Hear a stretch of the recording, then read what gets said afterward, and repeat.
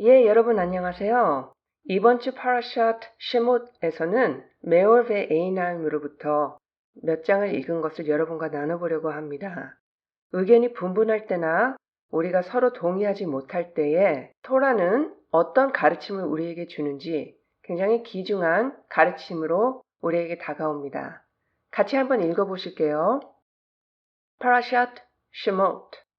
이들이 이집트에서 온 이스라엘 아이들의 이름입니다. 야콥과 그의 가족들과 함께 온 각 남자. 다른 곳에서 우리가 에케스겔의 환영에 대해 논의한 적이 있죠. 다른 나락한 영들의 고향을 위해서 그 영적 레벨들에서의 천사들이 오르락 내리락 하는 것에 관해서였습니다. 이것은 마치 지붕 위에 서서 땅바닥에 있는 소중한 다이아몬드를 보고 있는 사람에 비유될 수 있습니다. 지붕 위에 있는 사람이 할 수 있는 유일한 방법은 다이아몬드가 있는 곳으로 내려가는 것이죠. 그런 다음 지붕으로 그걸 가져오는 것입니다. 이와 같이 의로운 사람들은 하셴의 존재의 메신저이라고 불립니다. 그들이 가장 낮은 단계로 보내지더라도 어디든 갈 의무가 있는 것입니다. 우리의 성현들께서는 성전 안에 있는 제사장들을 자비로운 사람의 사절이라고 일컫는 것과 같은 개념입니다. 왜냐하면 제사장이 하셴을 섬기는 자이기 때문입니다. 그리고 실제로 모든 유대인은 어떤 의미에서 제사장입니다. 출애굽기 19장 6절에서 말씀하시듯이 너희는 나에게 제사장의 나라가 되리라 라고 하셨습니다. 그러므로 사드기의 카테고리에 속하지 않은 일반 유대인일지라도 하셴의 대리인인 것이며 그들 역시 때때로 자신보다 낮은 영혼을 높이기 위해 그들 영적 수준 아래로 떨어져야 합니다. 이제 모든 유대인은 신성한 이름의 다양한 순열대로 구성되어 있으므로 우리 구절에서는 이들이 이집트로 내려온 이스라엘 자손의 이름이다 라고 말씀하십니다. 유대인들이 이집트로 내려와 그들의 영적 수준 아래에 있는 곳으로 가서 껍질, 클리포트의 세계로 들어갈 때에도 그들은 그들의 신성한 이름을 유지합니다. 이 껍질 클리포트의 세계로 들어가는 것은 야콥이라는 단어로 표시합니다. 이 야콥 단어의 철자를 풀어서 써보면 유드하고 아케브라는 단어가 나타나는 것을 볼 수 있습니다. 이 유드가 그 신성한 지혜를 나타내고 이제 그것이 아케브, 발 뒤꿈치의 수준으로 떨어진 것입니다. 유대인들은 아래로 내려갑니다.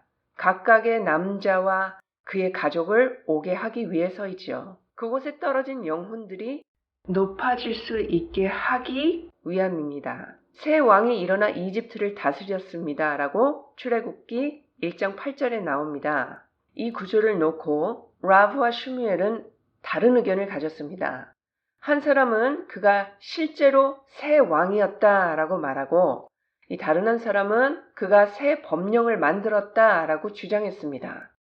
이럴 때 전체 토라에 적용되는 일반적인 규칙을 사용하는데 그것은 두 견해 모두가 맞고 살아계신 하셴의 세상을 대표한다라는 것입니다. 메시아께서 오실 때까지 이 두 가지 다른 견해들이 어떻게 화합하게 될지 모르는 경우가 많습니다. 지금 이 의견 차이는 특히 이 두 가지 상반된 학설을 대표하게 되는 것입니다. 사실 어떻게 이 두 가지 견해가 모두 진실을 나타낼 수 있을까요? 이 망명, 유배의 본질은 우리의 인식 부족이라고 배웁니다. 이 역대상 28장 9절에 내 아버지의 하심을 알고 그분을 섬기라 라고 쓰여 있습니다.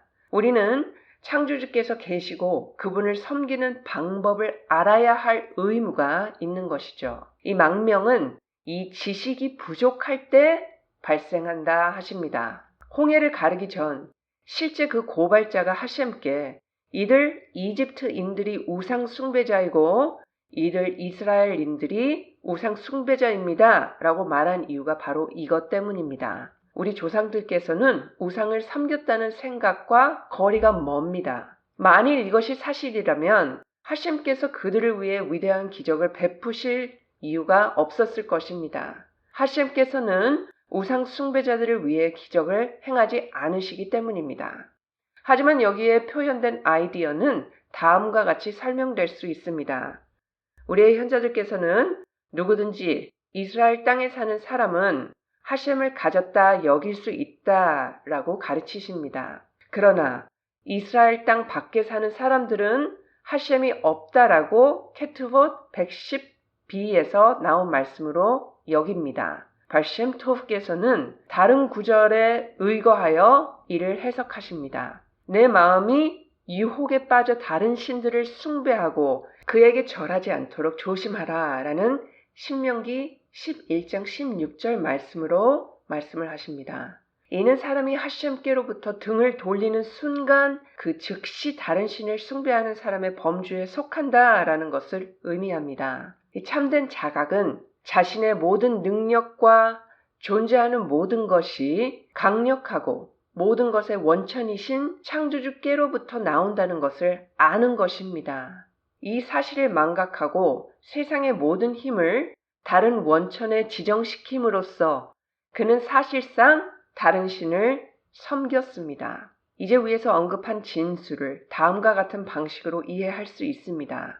이스라엘 출신으로 그 땅에 사는 사람이라는 뜻은 지상의 물리적인 삶을 추구할 때에도 이스라엘의 개념에 헌신하는 사람을 의미합니다. 그리고 그는 하셴이 있는 사람으로 여겨진다는 것입니다. 이 사람은 모든 창조물이 하셴께 의해 통제된다는 것을 이해하고 있기 때문입니다. 그러나 거룩함의 영역 밖에 살면서 이런 깨달음을 얻지 못하는 사람은 하셴이 없는 사람과 비교가 됩니다. 그러므로 완전한 아는 것, 다앗, 이것이 망명당한 이집트에서는 그 고발자가 그 이스라엘인들과 그 이집트인 둘 다 우상 숭배자들이다 라고 말할 수 있었던 것입니다. 유대인들이 실제로 우상 숭배를 했다는 의미가 아닙니다. God forbid. 그러나 그들이 창조에 있어서 하셴의 힘 이외에 다른 힘이 존재하지 않는다라는 인식이 결여되어 있었다는 점에서 어떤 의미에서 우리는 망명기간 동안 창조 자체가 중단되고 세상은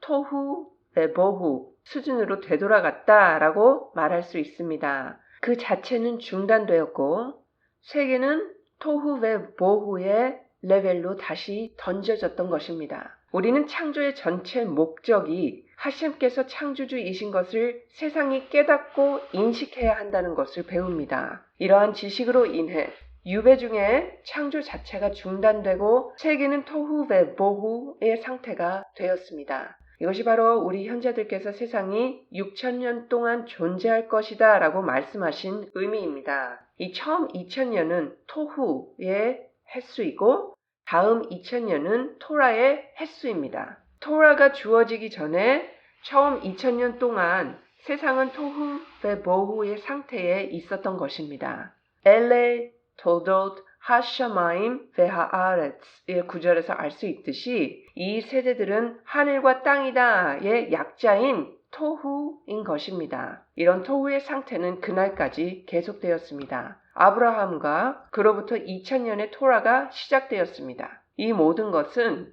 아브라함이 나의 목소리에 순종하고 나의 계명을 지키며 나의 규례와 나의 율법을 지켰기 때문이다 라고 창세기 26장 5절에서 말씀하십니다. 현자들께서는 선조들께서 토라가 주어지기 전에 이미 토라 전체를 관찰하신 것을 언급하셨습니다. 그리고 그들이 신성한 존재의 전차, 멀카바로 언급된 이유입니다. 그들의 토라 준수는 인간의 이해력인 그 다앗의 차원에서 드러나기 이전에 이미 이루어졌습니다. 그리고 그분들은 우월한 인식의 결과로 그것을 뿌리로 인식하셨습니다. 하지만 우리의 이해 수준은 하늘로부터 끌어당긴 그 바브라는 철자로 대표되며 유대인들이 이집트를 떠날 때까지 우리 레벨에서 드러나지 않았음을 암시합니다. 유대 민족이 이집트를 떠날 때까지 공개되지 않은 것입니다. 즉 이러한 의식 수준이 유배지를 떠났을 때 토라를 받을 수 있다는 것입니다. 그러므로 이집트 탈출은 창조의 갱신을 나타낸다고 말할 수 있습니다. 왜냐하면 자각심이 유배된 기간 동안 세계 자체가 혼란 상태에 빠져 있었기 때문입니다. 이는 세상이 온 창조의 목적인 하셴의 명령을 듣지 못하였기 때문입니다. 이집트를 떠나 토라를 받아들일 수 있게 된 후에야 세상은 다시 한번 완전한 존재가 되었습니다. 이제 라브와 슈무엘의 두 가지 의견으로 돌아가서 이 다음과 같은 방법으로 그들을 이해할 수 있습니다.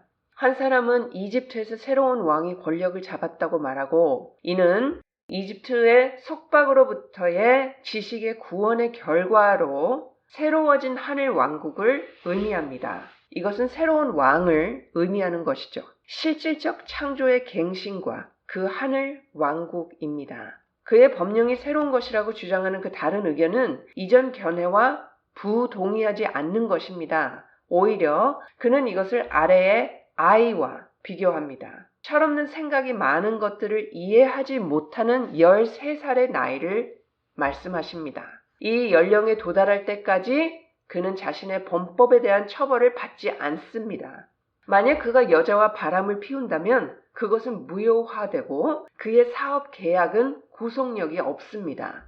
얼마나 조숙한지, 얼마나 가장 뛰어난 아이인지는 전혀 상관없이 그가 성인의 성숙한 나이에 이를 때까지는 여전히 미성년자로 간주됩니다. 그 이유는 그 아이가 아무리 밝고 똑똑하더라도 그는 여전히 더 높은 종류의 지식이 부족하기 때문입니다. 그것은 그가 성숙하게 되기 전까지는 가질 수가 없습니다. 성숙해야만 얻을 수 있는 더 높은 지점은 무엇일까요? 우리는 귀중한 토라의 긍정적인 계명이 248개, 또 부정적인 계명이 365개가 있다는 것을 알고 있습니다. 이 긍정적 계명은 하시딤, 자선 또는 선행이라고 불립니다. 이 세상에서 상상도 할 수 없는 큰 보상으로 우리에게 주신 창조주의 은혜에서 비롯되기 때문입니다. 이 세상에서는 미츠바에 대한 보상이 없습니다. 키두신 39b에서 현자들께서 말씀하신 내용입니다. 반면에 부정적인 계명인 게브롯, 이것은 위기가 닥쳤을 때를 제외하고는 긍정적인 명령을 이행하지 않은 것에 대한 처벌을 찾지 못하지만 부정적인 계명을 어긴 죄에 대해서는 수많은 처벌이 있습니다. God forbid.